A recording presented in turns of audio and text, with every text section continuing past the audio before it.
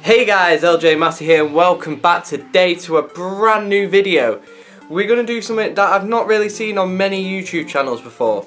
And that's going to be discussing the England squad for the Euros 2016. So, on the 31st of May, which was last Tuesday, you may have noticed that Roy Hodgson had to pick his 23-man squad for England. And there were some good points and there were some bad points.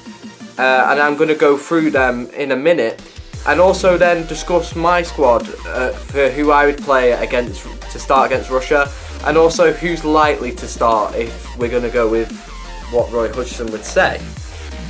So first off, I'm going to show you the squad. I've got a whiteboard here, and first we're going to go with the goalkeepers.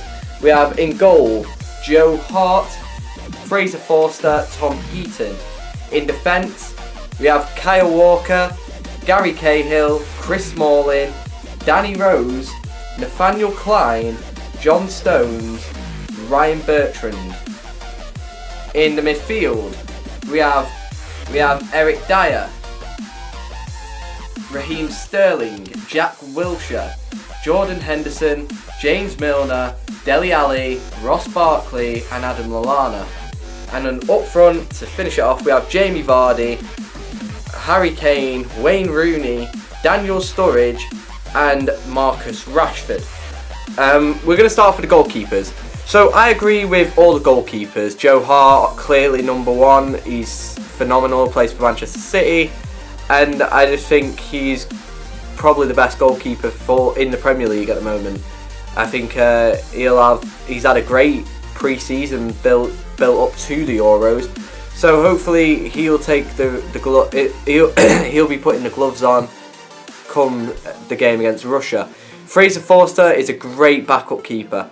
In my opinion, if Jack Butland would have been fit, then Fraser Forster would probably have been third choice rather than second choice. But that's not the case, and I hope Jack Butland has a speedy recovery, because it's very unfortunate after the great season he's had that he won't be in the team. As second choice, we have Fraser Forster of Southampton. Then we go to the third choice, Tom Heaton. He's with newly promoted club Burnley, and he is fantastic. He's a great backup keeper, and he's a very good young talent. And I'm really praying that when it comes, hopefully there won't be that opportunity for him to play, because obviously Joe Hart and Fraser Forster will be there, and I can't see, if Joe Hart gets injured, I can't see Fraser Forster getting injured as well. So yeah, as I said, I think if Jack Butland had been in the team, I don't think there would have been a place for Tom Heaton. But he's been very lucky, he's had a great season, and I think he's a terrific backup if needed. So now we're going to go on to the defenders. So I'm going to start off with the right backs, and I'm going to start off with Tottenham's Kyle Walker. For me, I think he's fast. He does everything very quickly. He had a great game against Portugal on Thursday night, and I think that for Roy Hodgson to see that coming up to this game is incredible. Nathaniel Klein next of Liverpool. I think he's had a very mixed season. I think he's played well, but I think we could have seen better from him. And I think next season, when he has a full season under Jurgen Klopp, I think we will see that from him, and that's why I'm going to say he is the correct decision, and he is definitely probably my first choice right back. In the left backs, we have Danny Rose of Tottenham and Ryan Bertrand of Southampton. Again, I'm so glad Ryan Bertrand got picked. I think he is another terrific young talent, and I was so happy when I heard that he'd been announced over Leighton Baines. And again, he's my first choice over Danny Rose. I know Danny Rose had a fantastic season, but I think Bertrand brings a lot more to the table. I think he can actually defend more. He's one of them players that could go up the pitch and and whip a cross in. Yeah, he doesn't score as many goals as Danny Rose does, but at the end of the day, he's a left back. He's not there to score goals. So then we're going to talk about our centre backs. Chris Smalling of Manchester United, John Stones of Everton, maybe at a Manchester club soon, and also Gary Cahill of Chelsea. So Gary Cahill, as we know, he plays for Chelsea. He's the veteran of the defence. after Phil Jagielka's departure. And personally, I see him as a great option to start, but I wouldn't start him yet. I think we've got two great young centre-backs in John Stones and Chris Smalling, and the way obviously Roy Hodgson's going to see it is that he'd prefer to see John Stones on the bench and probably start Smalling. Yet again, it's 50-50 to which one of them will start. Chris Smalling, he's a great player. When he first came to United, everybody laughed at him and nobody liked him. Not even the United fans liked him up until last season. He had a great season under Van Gaal. He had another great season under Van Gaal again this year. So I think one more season under a manager like Mourinho and I think he could be on that next level as one of the best defenders in England. John Stones, who has a lot of experience to gain, but 100% I totally agree with the bringing in of John Stones. I'd love to see him in a Manchester City shirt, but I think he'd do well at either Manchester club, or I've heard him being linked with Barcelona. I can't see that move happening, but it would be a terrific move for him and I think he would walk into that side next to PK. Right, so now going on to the midfielders. I'm going to first talk about the central defensive midfielder of Eric Dyer. I think him personally, I think he had a mixed match pre-season for the Euros. His game against Australia was completely off. He's obviously the reason why Hodgson has took 3 centre-backs, because he can come in as that 4th centre-back, and that's why I think he's like, alright, well we got 2 right-backs instead of 1 this time, so I'll just take the 3 centre-backs and we'll play him if we need him. So yeah, personally, I think Eric Dyer is a great player to bring. He's had a fantastic season at Tottenham. And yeah, he's definitely a young player that could gain something from this tournament. Going on to the next player in Jack Wilshere, I think he's had 1 game all season. It's not the best of seasons for him, and I think he's very fortunate to get in this England squad at all. With midfielders like Mark Noble and Antonio having a fantastic season at West Ham, I think it was very, very lucky. Oh, and Danny Drinkwater, of course, of Leicester. I think he's very, very lucky to get in this squad at all. Next, we have Raheem Sterling. He's not had the best of first seasons at Manchester City, and I know he's only 21. He was a £49 million signing, and it needed to be justified. And I think under Pep Guardiola, it will be. I think he's a terrific player, and I think under Pep Guardiola he can only get better. So I really do pray for him, and he was the best player in the World Cup for England, and I'm praying that he will be in the Euros as well and prove all them haters wrong. Next we have Jordan Henderson, again another guy that's been on the injury table a couple of times this season. So Jordan Henderson, he's had 17 appearances for Liverpool this year and scored 2 goals. So personally, Henderson, he's not had the best of seasons, and I think again, give him a full season under Klopp, and I think he can be potentially the next England captain. Next, we have James Milner, again of Liverpool.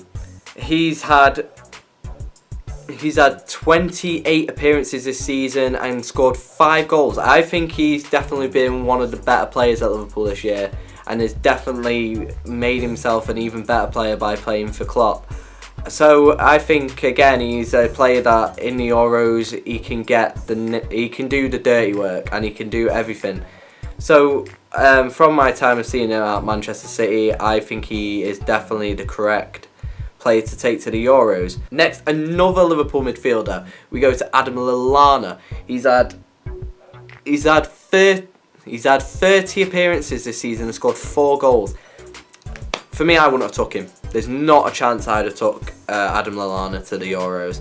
I think, yeah, he plays well. He had a great game when he came on against Portugal, but no, in my opinion, he's not the player I would have took to the Euros. You've got the likes of Andros Townsend, who's had a terrific season for Newcastle. You've got the likes of Antonio, who has had, at West Ham, who's had an amazing season, 15 goals, many assists. I think he should have gone personally instead of Adam Lallana. Now we move on to Ross Barkley, and I know a lot of people said, why take Ross Barkley? He's had an awful season at Everton. It's not specifically true. when Everton got knocked out of the League Cup, that's when their form went down in the semi-finals. And in that game, which I went to go and see, Ross Barkley scored an absolutely terrific goal against Manchester City. And I think before that he had a great season. He was having a good season. So for me, I think he has been missing the second half of the season. But he's nowhere. There is no way in God's green earth that I would have let him stay at home for the Euro competition. Then we're going to go on to Dele Alli. Of course, this guy deserves to be in the England squad. He's had probably the best season out of any club that are not Leicester. I think he's had just an amazing season in general. His passing, his tackling, his scoring, his assists. The guy is just all round an absolute world-class player. And I think he 100% deserves to be in this England squad, and definitely a starter in my opinion. Now we're going to talk about the strikers. This is where it's not the best. For me, I think Roy Hodgson's an absolute muppet. You don't take 5 strikers to the Euros. You don't take 5 strikers to the World Cup. Unless you're going to start 3 strikers up front, then you can consider taking 5 strikers. But even then, no. For one, Wayne Rooney, in my opinion, is past it. That may be just me being biased because I'm a Manchester City supporter, but in my opinion, it's not happening. He scored a terrific goal against Australia, but no, he's not the striker he was. He's not the guy who scores loads of goals. And everybody will be like in the comments hating, oh, but what about the fact that he's England's record-holding goal scorer? I don't care. I honestly don't. You look at the teams that he's scored them goals against. Nothing impressive. You might as well put him in League Two, and then see him score 100 goals a season, and everybody going that he's the best striker in England. No. I think he does bring the experience. He is the captain, unfortunately, but I would take him because he does bring that, as I said, the experience, and he can get the odd goal. But in my opinion, he's a player that you've probably got to play in the midfield now. He's a lot better at getting assists. He's a lot better at making sure that the midfield stay intact. And he is terrific. He has been terrific playing there. So I would say play Rooney in the midfield. You're going to go on to the guy who everybody's talking about, Jamie Vardy, who I pray doesn't go to Arsenal. Stay at Leicester. You're going to get games. You're going to help them in the Champions League. Just try and at least stay for one season, see if you can play that well again. But Jamie Vardy has been terrific this season. 23 goals, and he's just been an absolute monster. It's either 23 or 24 goals, and he's been an absolute monster. I think the guy is 100% got to start every single game for England. Harry Kane, he's a terrific player. He's showing every season that he can score 25 plus goals a season, and I think that's just terrific. To do that in 2 consecutive seasons is just remarkable, and he 100% deserves to be in the England squad.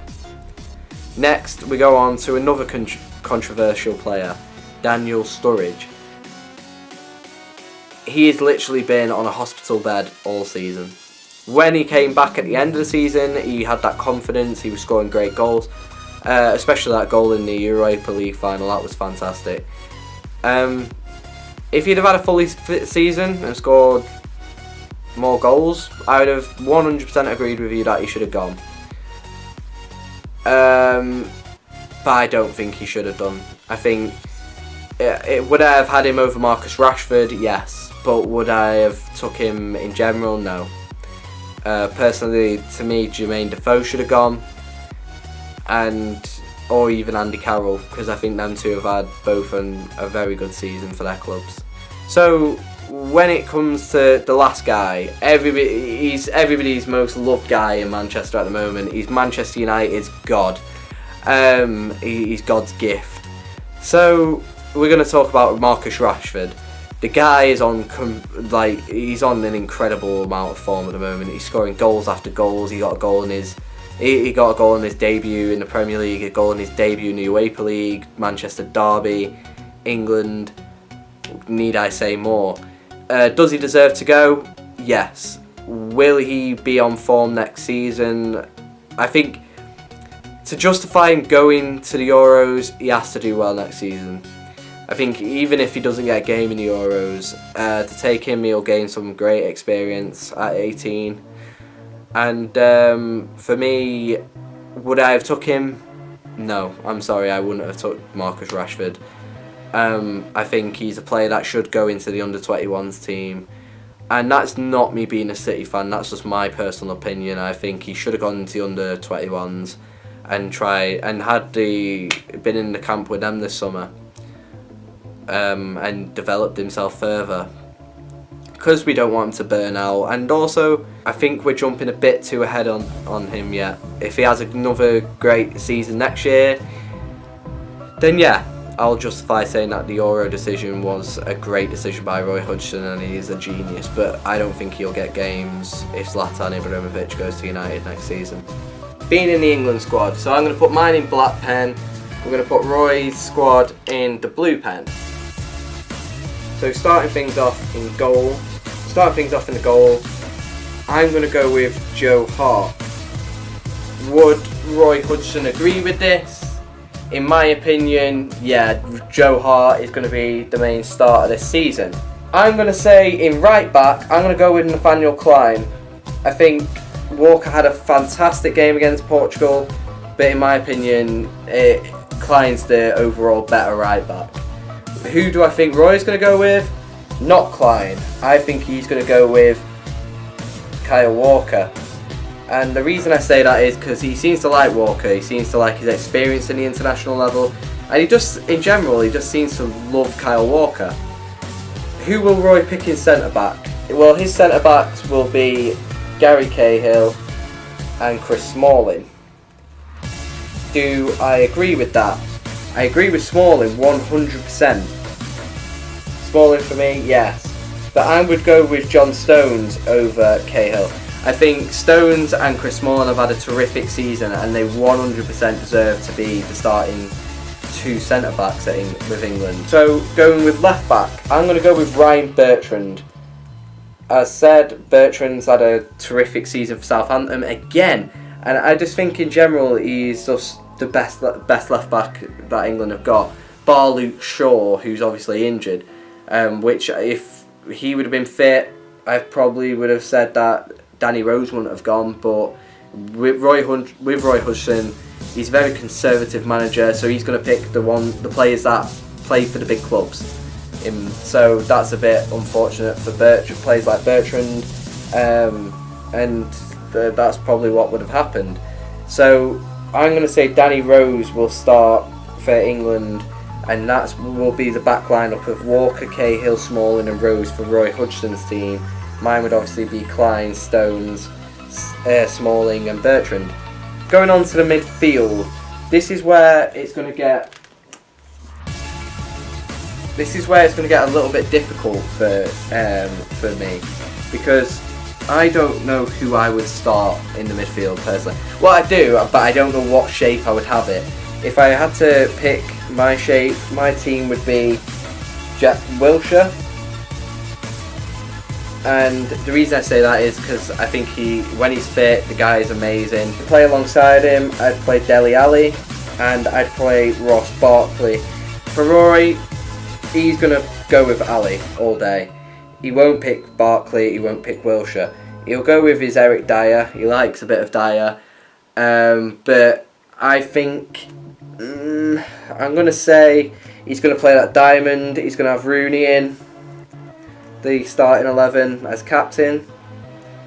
And he's probably going to go with James Milner.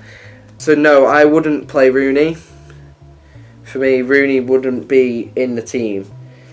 My captain would be Joe Hart. And I'd play Sterling on the right, Jamie Vardy on the left, and Kane up front. So with Roy Hodgson, play the diamond, he'll play Rooney, and he'll take Kane, and he'll take Vardy. But Vardy won't play on this left-hand side, Sterling won't play at all.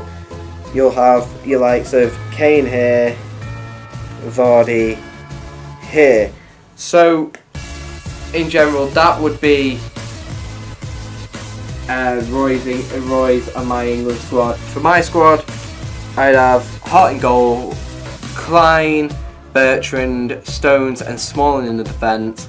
The midfield of 3 with Wilshere, Ali and Barkley.